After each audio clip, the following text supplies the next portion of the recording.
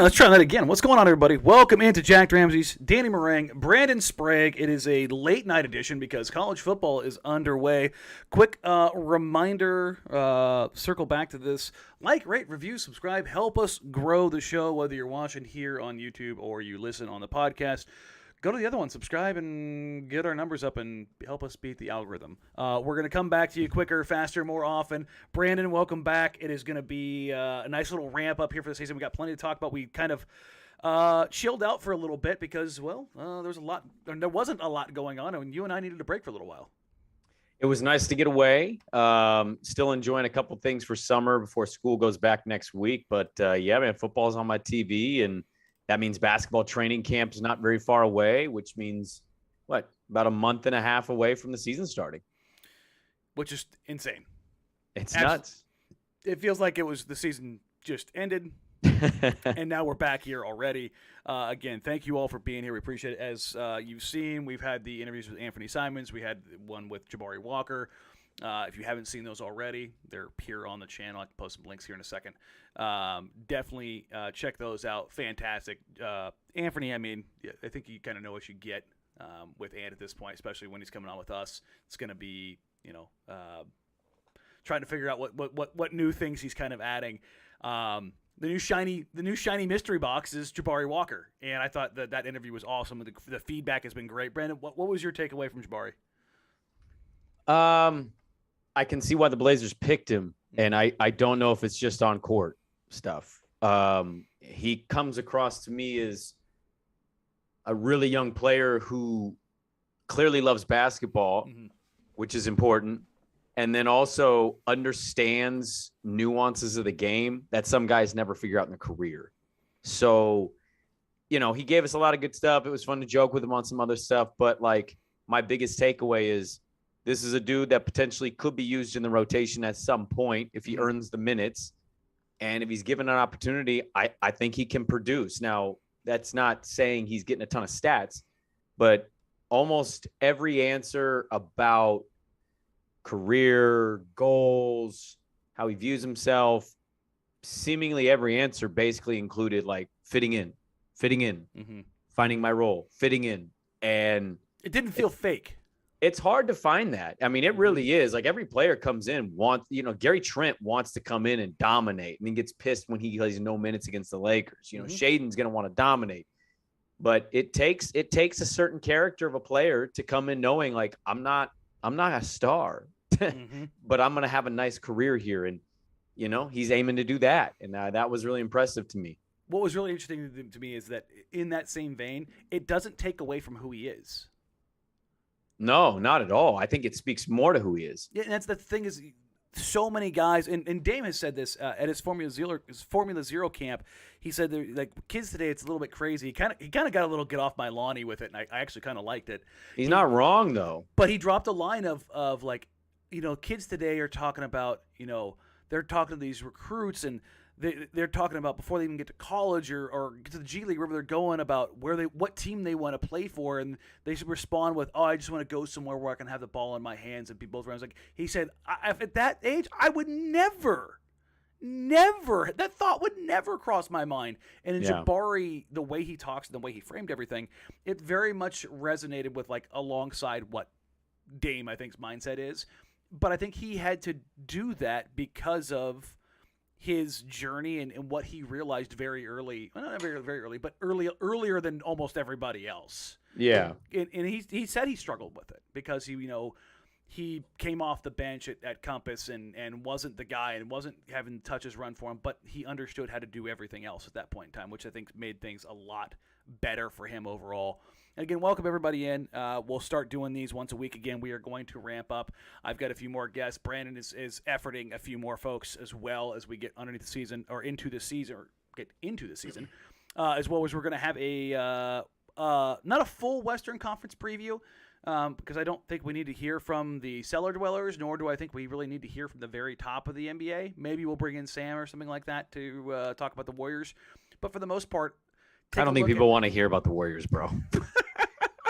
Hey, Sam, hey. Tell us, are they going to repeat or get back to the finals? Are they real good? Hey, man, Steph Curry is legit as he looks. top 5 point guard all time, maybe. But no, we'll bring in basically all the other teams from basically 4 through 10, 4 through 11. Maybe we'll bring in the Kings. I joke. We will bring in the Kings. I've got a couple folks that I'm efforting to bring them in now to have a nice little preview. But let's get into the news of the day, ladies and gentlemen. Donovan Mitchell finally traded, Brandon.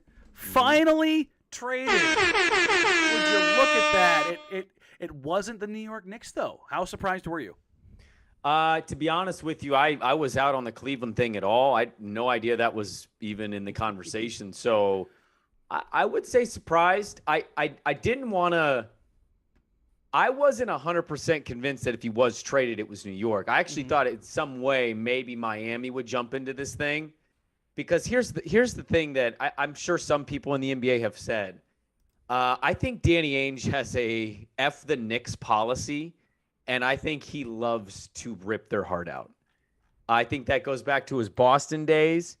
And so I didn't completely count on Ainge sending Donovan to the Knicks. I knew their deal was out there, but I just kind of viewed the possibility of another team, primarily for me, I was looking at Miami, as like a real shot, because I didn't think Danny Ainge, no matter the asset, I don't think Danny Ainge likes helping the Knicks. And so I was taking that petty part into my accounting of it. But when it was Cleveland, I was like, everybody else, I was like, whoa, okay.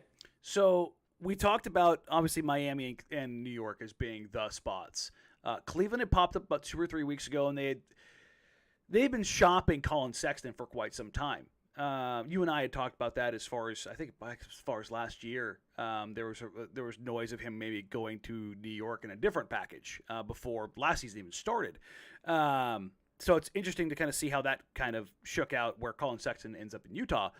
But source with the Cavs that I had, I believe it was Tuesday with Dusty, I got a note.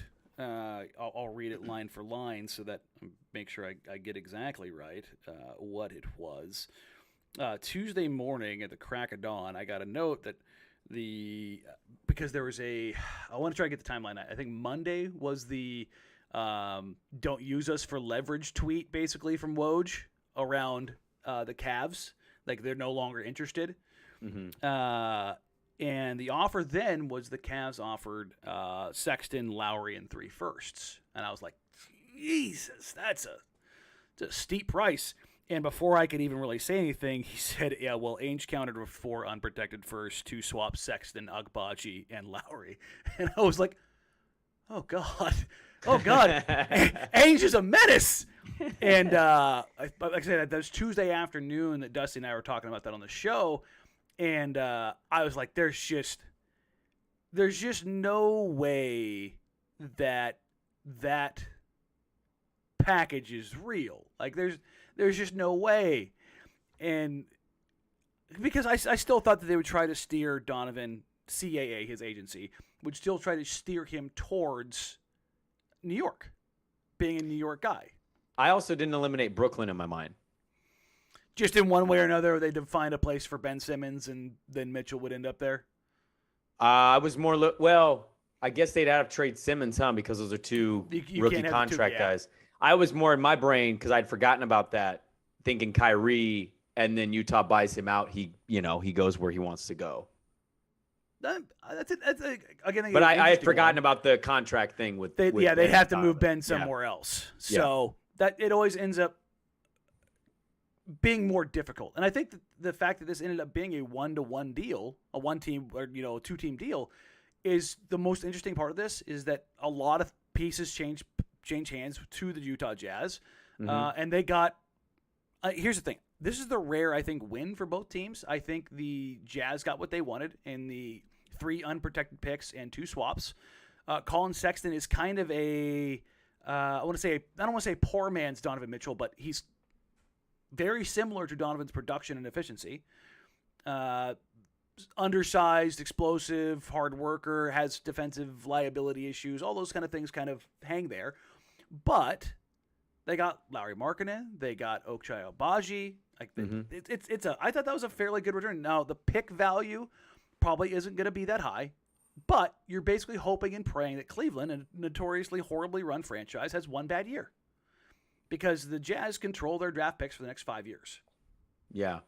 Yeah, I actually thought Cleveland got a little bit of the better end of this trade. Oh. Well, here's the thing. We're probably going to disagree on this to a certain extent. I'm more in the Sean Highkin camp. Teams that don't get free agents and have a hard time retaining players they draft that are of high level. I think you do what it takes to win. Portland, for me, is in this category, by the way, because outside of Damian Lillard, it's not been easy for this city. So I will always commend a team for going for it. Doesn't mean it's always a good deal. Like, I totally hear the argument from Minnesota and, like, why would you do that?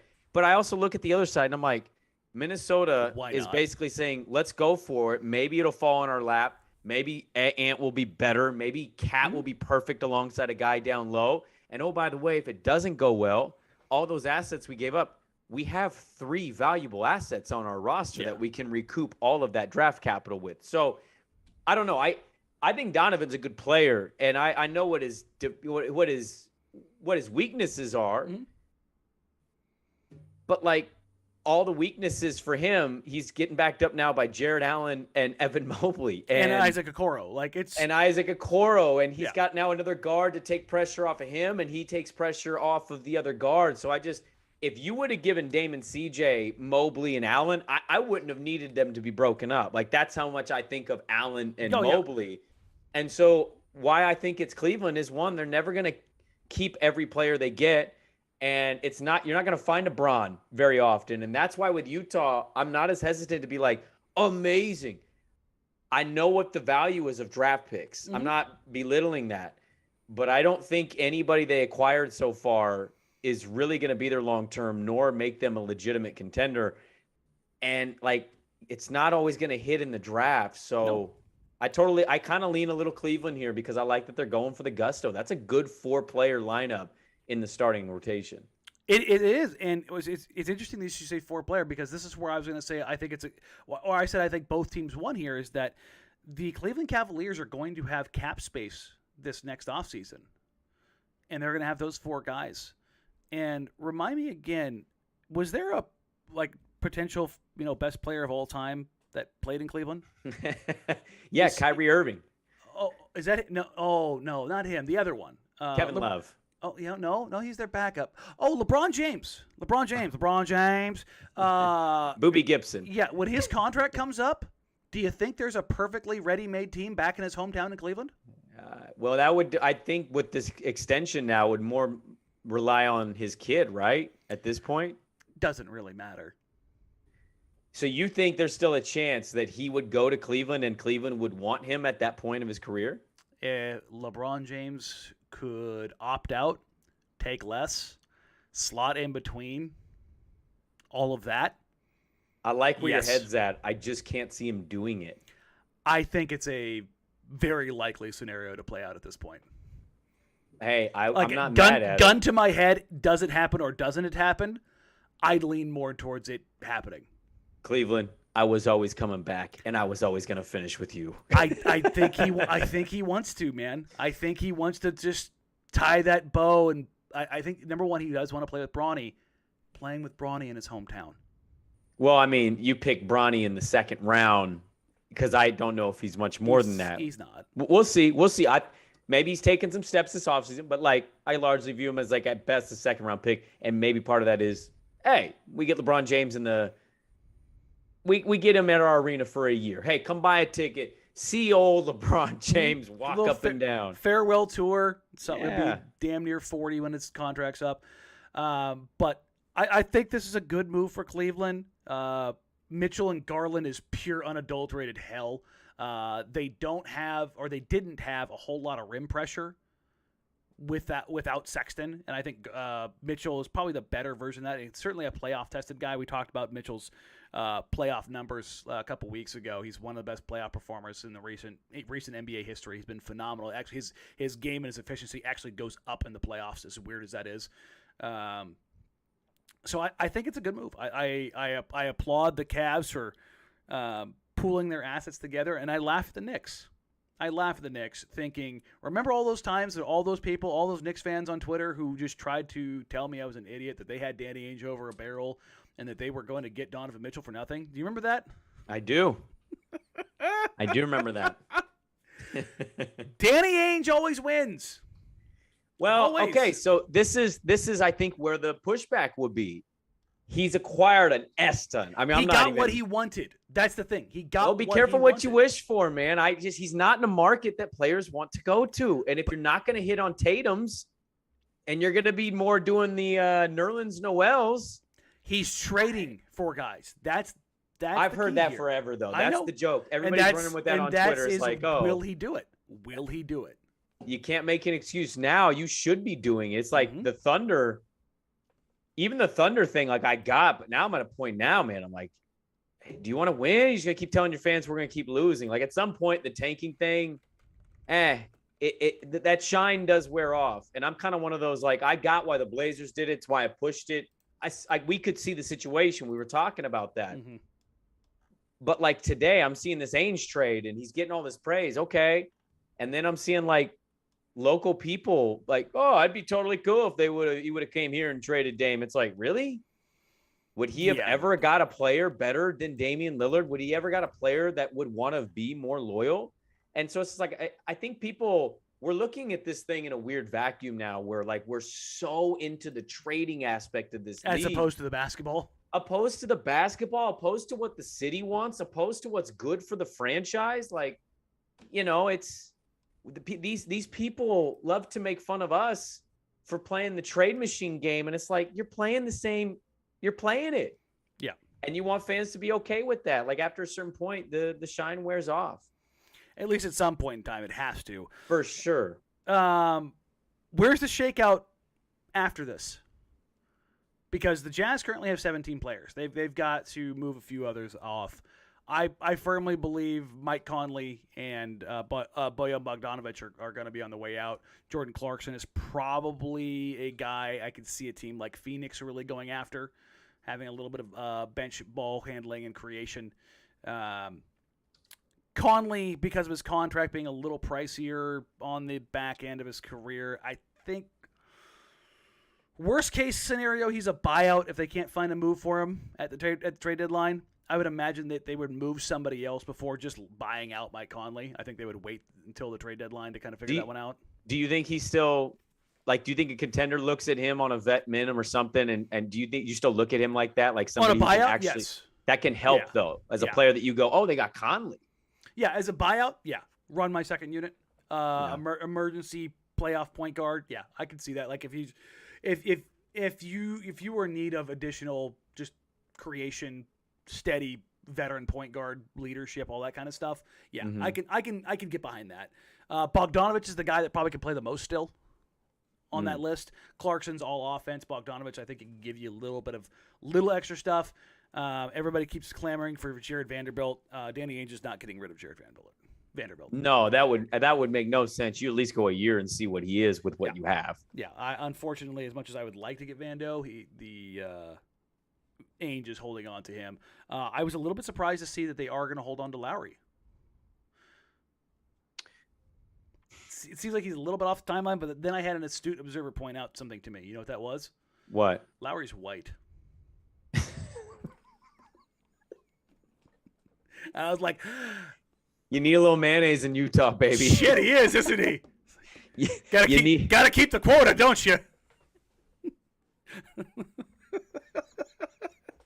You know what? It's a fair point. I had no counter to it, and I was like, well, I don't really know. See, here's the other thing. I don't know if I feel. I've read a couple pieces and I've seen a little bit on Twitter and like, Lauri's a good player, and I'm like, I think he's solid. I don't really know how to feel about him. I don't know if I'm like over the moon having him. I get why Portland would take a risk, like team like Portland, right? Like the length, the shooting, but like it all depends on the value. But he's got real Batum vibes, like early Batum vibes. Like, God damn it, Lauri, why didn't you do more today? Here's the thing. I think Batum's actually a great like swing point for breaking down Lauri, in the sense of like his first team wanted him to be more than he is. His second team was like, oh, this is kind of good, but then they gave him a lot of money. Yeah. So follow the same path, from Chicago to Cleveland, from Portland to Charlotte. Like, and I think it's going to be the third team where it's like, Lauri's pretty goddamn good. So you got a little bit of a Wiggins vibe here. Mm-hmm. There's a little bit of a redemption, but also like All he's supremely skilled. Like he's a career 15-7 guy. What's his career number? His percentages. His 2-point percentage isn't great, but he's basically like a 45, 37, 85 guy. Like at 7 foot tall.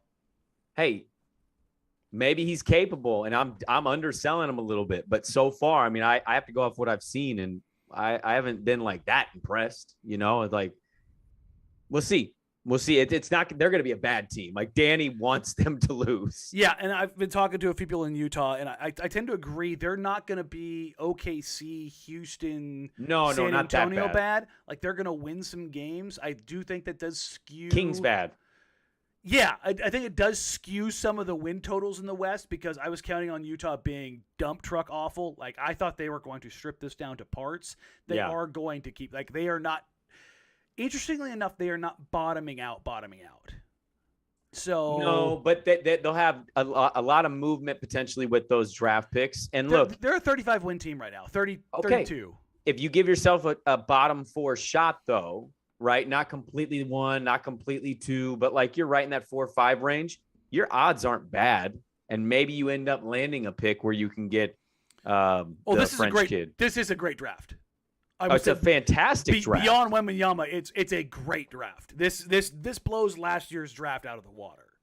I still think this year's draft is going to be better than people think. The draft that we just had, I think there's going to be plenty of players that come out of it, but the consensus going into 2023 is there are superstars in the first 5 picks. Yeah. It's been a while since we've had a draft like that. So it's going to be interesting to kind of see how that all kind of shakes out. But speaking of other, I don't want to say European, but I guess European 7-footers, the Portland Trailblazers just have one playing basketball right now. Did you know that? Yes, and he's thrown it down. I saw the video. He did throw it down, and people got mad at me because I said I wanted him to do that in the NBA, and then they pointed out a dunk in the bubble, and I went, that's a dunk in the bubble from 2.5 years ago, guys. That's the problem. I'm going to nitpick. Go. Okay. This is if anybody can find a way to ruin a great highlight, it's me. Okay. Go on. Great play, great finish, amazing atmosphere. Probably felt amazing for him considering everybody replays that LeBron dunk on him.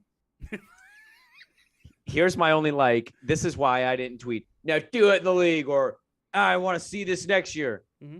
Can you please name 10 guards that are going to fall for an up fake with Yusuf Nurkic at the 3-point line the way that player did? Fair. I just don't think a guard is fair gonna get olayed by Yusuf Nurkic doing a one-handed ball fake the way they did. But still a great finish by the big man. Great finish. Have you been following what's going on with Bosnia in the Bosnian I should say not in the slightest. Bosnian Basketball Federation. So not in the slightest. They almost didn't make it to the tournament. And Yusuf Nurkic gave an interview where he basically insinuated that Estonia basically paid for their tickets to get on a plane because really? The government and the bureaucracy in Bosnia is not taking care of the Bosnian basketball team. It's not like a shortage of funds, they're just not doing anything. They just don't want to pay for it? There's something politically motivated there, and the basketball team's suffering, and is the basketball team too woke? It's the organization behind it, and it's just it's very unfortunately former Soviet Union Balkan politics stuff. I'm glad Nurk and I'm glad his teammates are able to make that trip and play because it's probably been a hell of a time for them. Yeah, I mean there's photos of Nurk on a plane in a commercial airline. How's that working? 2 rows? He's in the middle seat. Oh, jeez. 7 foot, 300-pound Yusuf Nurkic is in the middle seat of a commercial airline. I'm all of 6 foot and a half inch, so I'm not trying to brag here, but I'm mainly all legs. As somebody who sat in the middle seat, that sucks for me. I can't imagine what it's like to be a foot bigger. Dude, he's angled sideways. He has to be. His knees are probably at his head. Yeah, no, he can't. He physically can't get in there.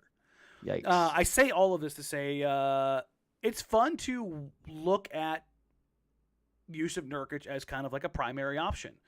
They played this morning. The final score over Hungary.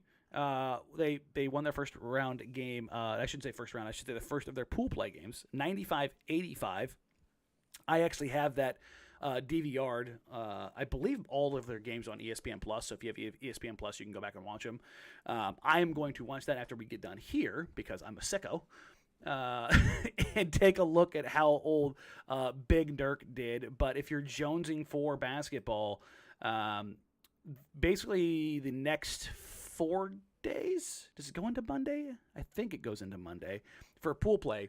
Between 5:20 and 11:20 a.m. on ESPN Plus, you can catch all of the EuroBasket group phase games. And I believe Bosnia is playing. They played today. I think they're off to tomorrow, and then they're on Saturday and Monday, if I remember right. Or no, Sunday. I think they play again tomorrow, and then Sunday and Monday. So for their group play games. But that's just something kind of cool. Like, let us know we're getting close to basketball, right?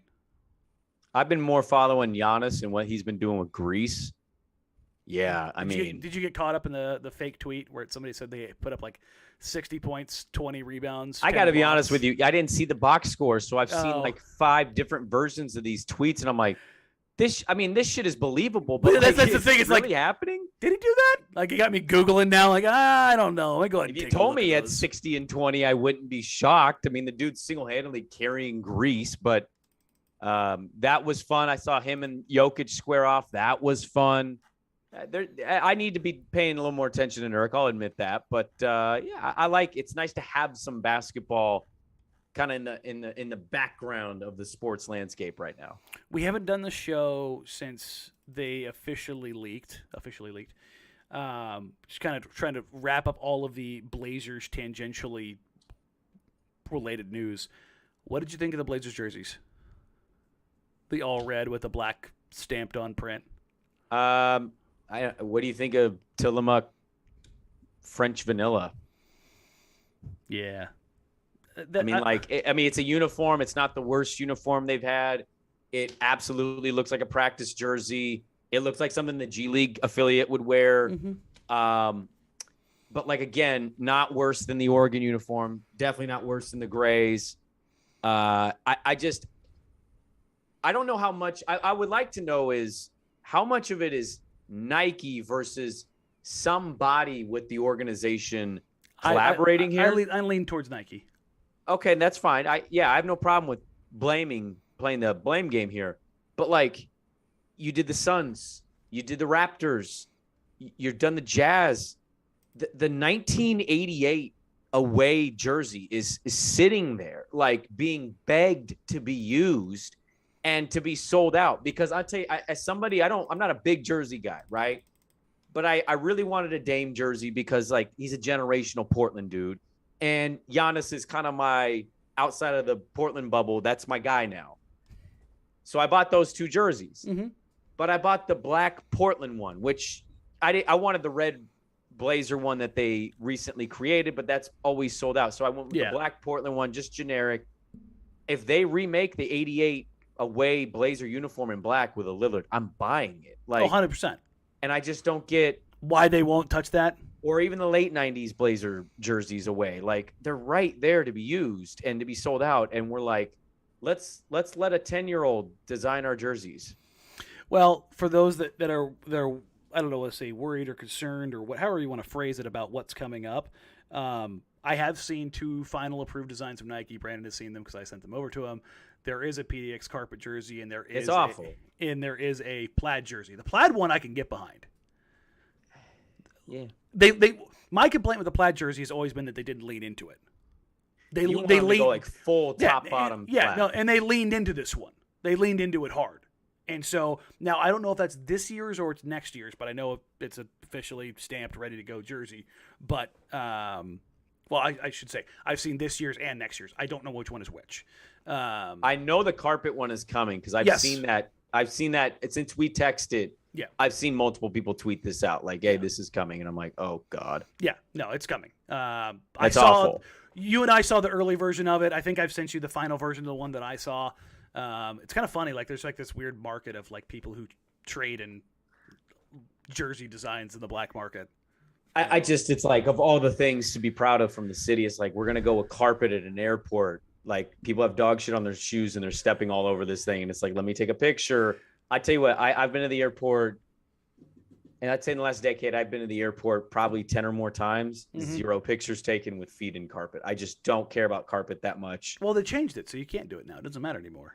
Sure, but the old carpet, the new carpet, like it's carpet at an airport. I don't know, man. I'd rather care more about bridges. We have dope bridges. We got a ton of bridges, and we're we don't have a single bridge jersey is kind of weird. Sure, but you could probably make a dope jersey with like 9 bridges on it. That's what I'm saying. Like the fact that we don't have a single bridge jersey is kind of weird. The cityscape with Mount Hood, like there's 80 things I care more about than like what airport carpet looks like. Yeah. You know what's more important than airport carpet? The career of DeDe Lada as a Portland Trailblazer. I can't wait for the annual tweet from Danny Meringue. Blazers just paid DeDe Lada this on a bought out. And here's why I won't do that. Or extended buyout. The wave and extend. Or excuse me, the wave and extend. The stretch. Wave and stretch. Yeah. Here's why I won't do that. Because it's $260,000 and I do not care. It is not the $3.3 million for Andrew Nicholson or even Andrew Varejau's dumb number. Like that's the Blazers have. They have made the Neil Olshey era made very, very, very bad dumb mistakes where they essentially cost themselves $5 million plus a year over 4 years. That's no small feat. Like that's an incredible amount of stupidity. Mm-hmm. $260,000 is not. It's nothing. Yeah, it's nothing. You're literally 200 times that with $5 million. Like you're nowhere near the level of insanity that you're getting from $260,000. It is what it is. I did talk to Joe Cronin in Las Vegas about kind of structure and how he wants to run the team. And at the time, obviously, they had a ton of people under contract. And he said at that time that his thought, his mind, his priority, I go, are you operating under the idea of wanting to carry 14 or 15? And he said 14. I would like to have that flexibility. And DeDe always seemed like the most likely guy to be cut or be traded. I would imagine that they made phone calls everywhere to see if anybody wanted to take him early. This does put the Blazers in a position where they're going into training camp under the salary cap. Mm-hmm. They're not going to be held hostage like they were in the Clippers deal. So people weren't hot on Robert Covington on his return rate, nor were they really willing to help the Blazers get below the tax line mm-hmm. in order to make additional moves. This does strip that away. So it does put them in a better financial position, but it also, more importantly, because I don't care about finances of billionaires, it opens things up to where they could use the roster spot if they so deemed. Which would be really beneficial. And if something opens up, it'd be great to add some depth at that big spot. And maybe that's something they'd look into. But I'm not stunned. I think you had shared that before that Joe had told that to you. And so going in with one roster spot available, I mean, it gives you a little flexibility and allows them to go get or go find something that they need depending on how their season starts out. Looking at how things are going right now, there's one remaining roster spot now open, and there's one remaining two-way spot. They're going to do camp down in San Diego. I'm not in San Diego, in Santa Barbara. I still have San Diego in my head because of Dame doing that for years. And I was able to kind of get some clarification on like what kind of brought this about. I asked, was it Dame that kind of did this? And I was told Chauncey was a big part behind this. Chauncey was a big part behind of bonding and really wanting to bring guys together. Because this is such a new roster, you're only returning 2 starters. It's not very common that you're swapping out 3 starters in the offseason. Like, that's not a very normal thing, especially when you're talking about kind of retooling and resetting. Usually it's kind of like a big wholesale chain. They're kind of like in that mostly wholesale, but still right there. And when you look at that changeover and where that comes from, having Chauncey go down there or wanting to take these guys down there and kind of build that camaraderie back, because what is the one horn that we wailed on the first 2 months of the year, Brandon? The vibes were shit. The vibes were awful. Let me ask you this quick, not to interrupt you, but do you think that was a Larry Brown thing, or do you think that's a Ty Lue thing?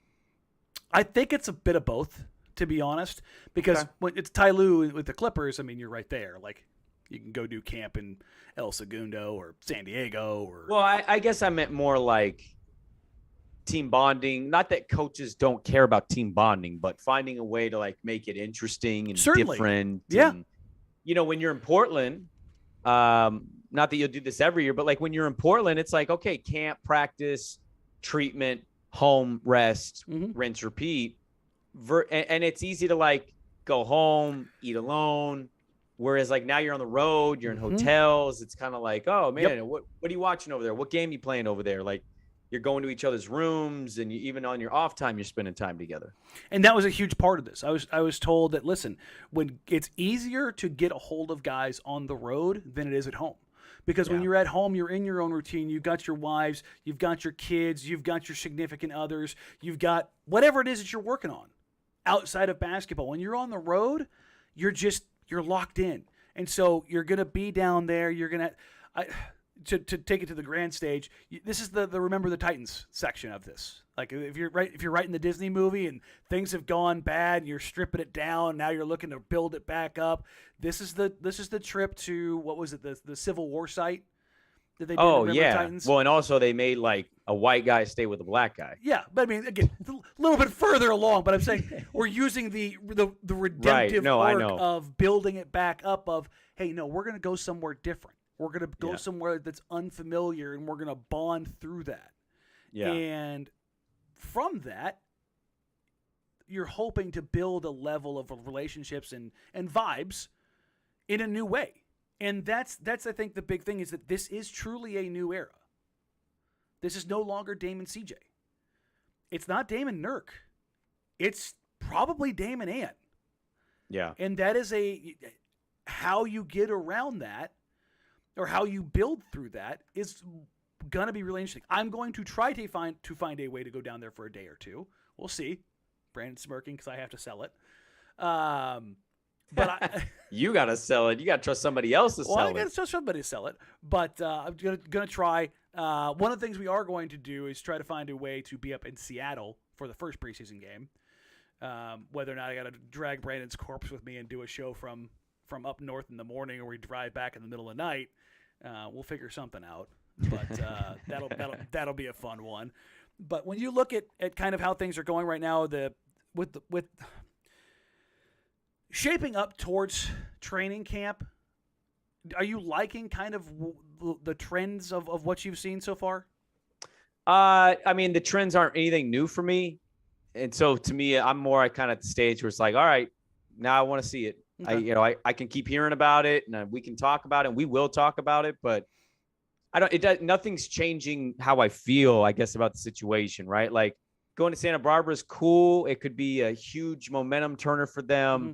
You mentioned the vibes at the start. I mean, Dame addressing a crowd, apologizing for how mediocre they're going to be is like the worst of tales. But it doesn't change how I feel. I've made my mind up. I think this is going to be a better team.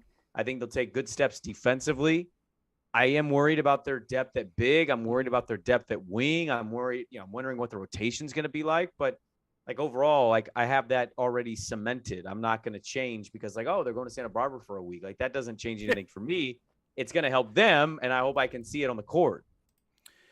I don't want it to seem like I'm kind of scatterbrained here right now as I'm talking about this. Yeah. I don't want to seem like I'm scatterbrained. I am scatterbrained. That's just how this goes. I'm a squirrel with a nut right now. But taking a look at kind of where things sit as it pertains to them waiving DeDe, getting open structure in the roster, carrying that having that open spot, then looking at their two ways. I don't think they're going to use that other two-way right away. I don't. I mean, why would you? Because the only guy I'd like them to be patient. Yeah, I think the only guy they're really looking at right now who could realistically get it is Norvell Pell, who's 6'10" big man, but he's almost 30 years old. I don't think that's necessarily the way that you want to go with that. I mean, they could if that's what they really want to do, but I don't know. I think it's hard to believe that you'd be worse off waiting until somewhere later down the road to make that happen. But at the same time, if you're going to bring him in, get him into camp, and kind of keeping a part of this franchise is a good thing. But I know everybody keeps screaming about use the two-way. I don't ever foresee that. I mean, I'm here screaming, get a G League. I think that's a more important prospect. I've seen a couple questions in here, people asking about Shaedon. When we had Jabari on the other day, he is not cleared for contact. Jabari did mention that he's not cleared for contact, but that he has been working out. He's basically doing everything but contact 5-on-5 stuff. Yeah. I would imagine that when training camp ramps up here in a month, actually I think we're less than a month now, that he will be 100% a go. Because he didn't have surgery and we're reaching that point of like recovery process where he should be good. So other than that, I think that's kind of where we stand right now as it pertains to where we are with news, where we are with the team. Like I said, we'll do another one of these on Thursday or next Thursday. Maybe we'll open up for a mailbag this week. Probably not. We'll probably wait till next week to start doing the mailbag again. One thing I was thinking about doing, and let me know either in the comments here or on Twitter, if I opened up a watch party Sunday morning for the Bosnia game, how many of you would come? Like legitimately come. It's at 8:30 in the morning. It's not crazy. It's not crazy. There's some basketball star people. I'm gonna be up. So if enough folks want to come watch, Brandon's already that's I'm gonna put Brandon down for a soft maybe. That's a good call. Soft maybe. We'll have. Is there any other NBA player on that team? Is he the only one? Bosnian. Is Musa on the roster? There have been previously. Okay. But he is their number one option, 100%. 100%. But Sunday, though, they're playing Slovenia. So they're playing Luka. Who has just been torching cats and looks amazing right now. It's amazing when he's not on a hookah and just eating everything in sight, how good he looks. Imagine if his team actually went and got him talent. Which, I guess that was the other thing I was going to say. What ends up happening with this Utah team and the leftovers, like not the leftovers, but the other veterans and some of the younger guys that maybe don't factor into this, are they going to end up being the tipping point for the Lakers with Russell Westbrook being kicked out of town? So Antonio says Musa is on the roster. So yeah, okay. Zanin Musa is on the roster. So they do have one other NBA player, and they did beat France in a preseason, not scrimmage, but like a pre-tournament matchup. So like they're okay. If there's any team that's going to miss an opportunity to add a shooter and a skilled big that can stretch and get rid of one of the worst contracts in sports, it would definitely be the Lakers. Like I know, I get it. It's trending that way, but like I'm not. They're going to somehow find a way to get something done. I know it. Well, but like I heard your rant on Genie today on your radio show, and it's just like the ridiculousness of these people. It's a lot. You know what? It actually might be LeBron's most impressive championship that he went to that poverty of a franchise that you would think whoever owns it's like, oh, you got deep Bezos pockets and they operate like they're the Oakland Athletics. Yeah, no, because they are. That's what I'm saying. The A's owner has more money than the Lakers ownership. As crazy as that is. That's just remarkable to me, man. It's one of the biggest brands in pro sports. It's that Gap money, baby. Gap money with the Oakland A's. Is it Gap, Old Navy, and what's the other one that's part of that brand? Oh, I don't. There's a third one that's in that. Forever 21. I don't know. I think that might be it actually. Oh, okay. It's one of those. Yeah, we'll wrap it up here, just because I'm trying to keep it under an hour because we should not be going an hour right now this time of the year. But we will be ramping up. We do have more guests. Like I said, if you guys are going to want to be a part of the watch party, let me know on Twitter. Let me know in the comments, whatever here. I'll take a look back, and if there's enough people, I'll open it up for a watch playback party. But this is it, man. Like we're getting there. I am efforting a few more players for the player interviews. We will hopefully have some media folks. And you know what? Real quick, Brandon, one of our soon-to-be former coworkers. Shout out to Mike Lynch for becoming the new pre, post, and halftime host for the Portland Trail Blazers. Yeah, the Blazer Radio Network got one Mike Lynch, who produces primetime 3 to 7 on our station on the Fan, and couldn't have been more out of left field for me. I've known Mike a long time. I have a great engagement party story with Mike that maybe we'll get on and we'll talk about that very briefly, because we're going to get him on the pod. I already texted him and I was like, we got to get you on the pod. He's like, oh, definitely. But I was really happy for him. That's a great opportunity. Sometimes you can see the writing on the wall where you're at. And I think he had seen the writing on the wall for a while. And so he always wanted to work for a team, and he loves being here and not having to go back East Coast. And so I know he's pretty excited to be the new host for the radio network. Yeah, no, that's going to be very, very cool. Evan James says, get Lamar Hurd on the show. Stay tuned. We're working. It's a lot of time between now and when the season starts, guys. Sean Markson says Jay deserves a shout out too. And shout out to Jay Allen, who Mike Lynch is replacing. And for those that are wondering, Jay did not get fired. Jay moved home. That's all that happened. I've seen a few people say weird stuff. Stop jumping to weird conclusions like Kevin Calabro is the one who didn't want to travel and Jay Allen got fired. Stop it. All of you. I feel like there's a Blazer QAnon somewhere, and there's no, there 100% are. There is. Like, there's been so many weird like rumors in Rip City Reddit and on Twitter and Facebook, and I'm like, where the hell do you guys come up with this stuff? Knock it off. I might start. You know what I mean? I don't. Are you gonna start feeding that machine? Just being the beast? No. I gotta be honest. I don't visit. This is gonna expose me a little bit as an oldie. I don't visit Reddit very often. It's just not a site aesthetically, it bothers me. That's fair. I pop in there every now and then, mostly just to drop off shows, but I check it out every now and then. But I need to start logging onto the Blazer Reddit here. It's a big community. It's a big community, and they've got there's some people in there that do some really cool stuff. There's also some very absolutely batshit insane crazy people in there, but that's also kind of like. Oh, I'm not trying to belittle the community. I'm more curious, like, to see the conspiracy. No, like, that's what I mean. That's sources what I'm talking tell about. me Calabro. Yeah, that's what I'm talking about. Like, there's some absolutely insane things that pop up in there and just made me go, what? Okay, sure, there you go. But yeah, keep the QAnon conspiracy, Blazer Anon stuff. Let's keep that to a minimum. I know people are jonesing for basketball. That's why I'm saying I'm trying to give the alternate solution of instead of making things up, watch Bosnia. All right. Well, thank you. We appreciate you all. We are almost at 4,000 subs. That we said that was the kind of the goal as we get into the season. If you haven't already, please like, rate, review, subscribe. Join the show. It's free. It's easy. We will open up some stuff for listener or for members here coming up at the end of the month. I've got some cool stuff to give away. Mostly stuff that I stole from the 1080 studio. Thumbs up. Did you get any? Didn't get any of that swag out of there, did you? No, I took some stuff. What'd you take? The one that I'm keeping is the 2006-2007 autograph ball. So it's Brandon LaMarcus's rookie autograph ball. Where'd you get that in the studio? It was in the 910 studio. Oh, wow. You took that early. Uh-huh. I just happened to work my way in there. I'd be more upset by that, but it's like one of those cool kick-ass things to say, like, hey, here's the ball. Mm-hmm. But like, I also am never bothered if somebody else gets it because I'm like, somebody scribbled on a ball.